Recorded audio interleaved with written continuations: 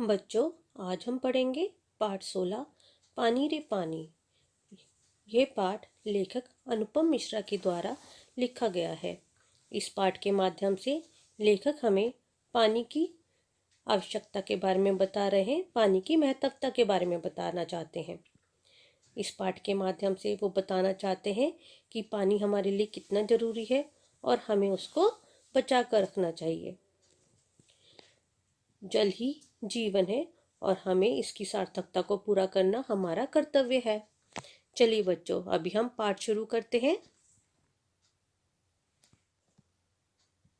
कहाँ से आता है हमारा पानी और फिर कहाँ चला जाता है हमारा पानी? हमने कभी इस बारे में कुछ सोचा है?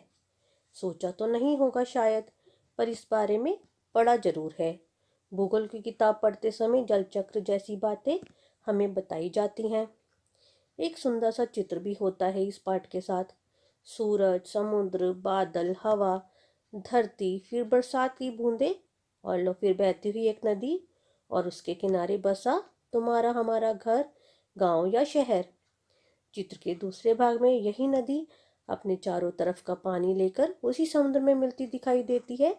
चित्र में कुछ तीर भी बने रहते हैं। समुद्र से उठी भाप बादल बनकर पानी में बदलती है और फिर इन तीरों के सहारे जल की यात्रा एक तरफ से शुरू होकर समुद्र में वापस मिल जाती है और जल चक्र पूरा हो जाता है। बच्चों, इस पाठ में आपको बताया जा रहा है कि पानी हमारे लिए कितना आवश्यक है। इसमें आपको लेखक बताना चाहते हैं कि हम पानी को इस्तेमाल तो करते हैं, पर हमें यह नहीं सोचते कि यह पानी कहाँ से आता है और फिर कहाँ चला जाता है।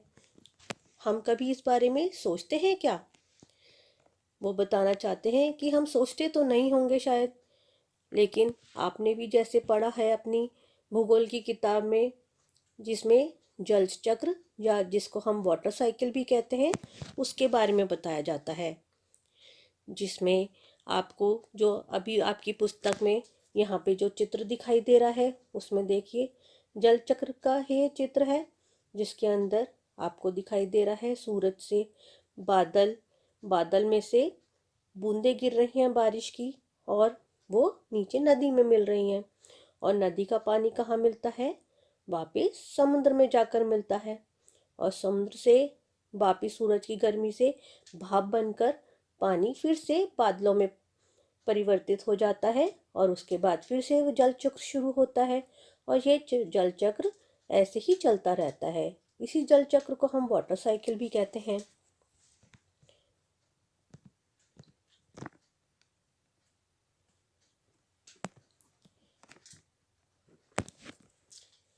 यह तो हुई जल चक्र की किताबी बातें, पर अब तो हम सबके घरों में, स्कूल में, माता पिता के दफ्तरों में, कारखानों और खेतों में पानी का कुछ अजीब सा चक्र सामने आने लगा है।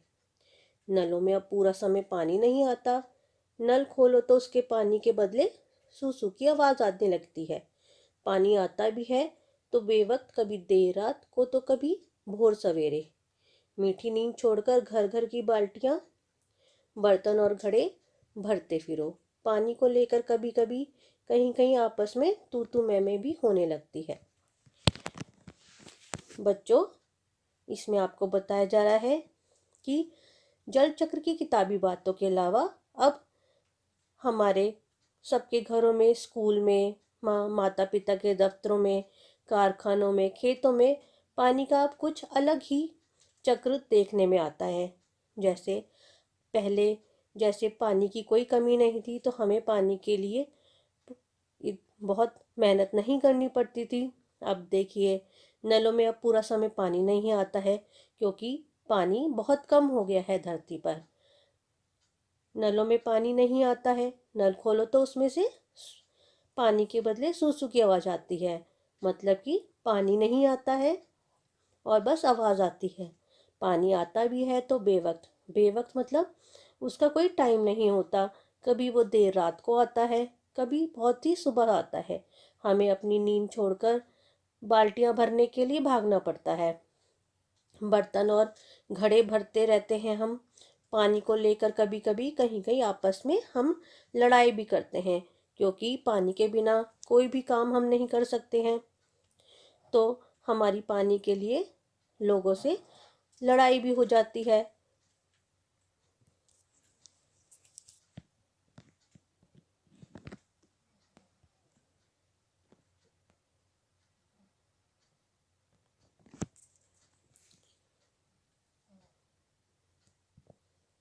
रोज रोज इन झगड़ों के टंटों से बचने के लिए कई घरों में लोगों ने नलों के पाइप में मोटर लगवा लेते हैं। इससे कई घरों का पानी खींचकर एक ही घर में आ जाता है। यह तो अपने आसपास का हक छीनने जैसा काम है। इन रोज रोज के झगड़ों से बचने के लिए लोग अपने घरों में आजकल मोटर लगवा लेते हैं, जिससे क्या होता है कि पानी मोटर के द्वारा खींच लिया जाता है और सारा पानी इकट्ठा होकर किसी एक ही घर में आता है और आसपास के घरों का पानी नहीं आता है। जिनके घर में मोटर लगे होते हैं वहाँ तो पानी आ जाता है, और जिनके यहाँ मोटर नहीं है उनके यहाँ पानी नहीं आ पाता है। तो इस ये भी सही नहीं होता है। अगर हम किसी और के हक का पानी छीनकर अपने घर में लाते हैं तो ये भी अच्छी बात नहीं होती है। लेकिन लोग मजबूरी मानकर इस काम को भी करते हैं।